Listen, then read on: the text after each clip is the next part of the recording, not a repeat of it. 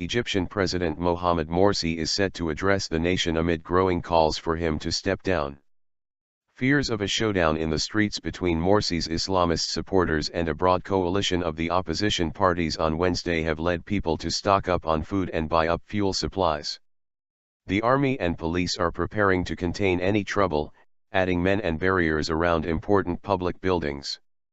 Morsi has given no hint of the contents of what aides called an important speech, to start around 9:30 p.m. local time, at a Cairo stadium before an invited crowd. Some speculate he may reshuffle his cabinet to try to defuse the anger against him. Some observers fear Egypt may be about to erupt again, through a combination of political polarization since the revolution that overthrew Hosni Mubarak, and an economic slump that hurts ordinary Egyptians' living standards.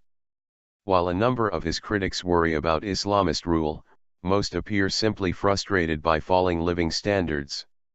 Washington has urged him to bring the opposition into the political process and to press ahead with economic reforms.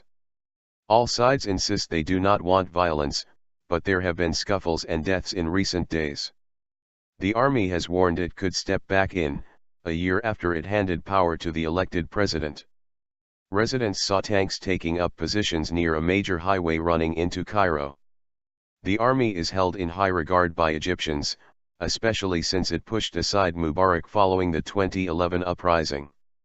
Nationwide opposition rallies are due to start on Sunday, but could begin earlier. Low expectations. In his speech, Morsi may offer a rundown of achievements since he became Egypt's first freely chosen leader and explain how he plans to end a mounting budget crisis. He has had help from Qatar and other oil-rich Arab states, but major reforms, including cuts to fuel and food subsidies, may be needed. He may also replace Prime Minister Hisham Kandil with a figure from among the secular opposition. There is also talk on social media of some more spectacular move, including turning to the army or calling elections. The opposition, however, has low expectations.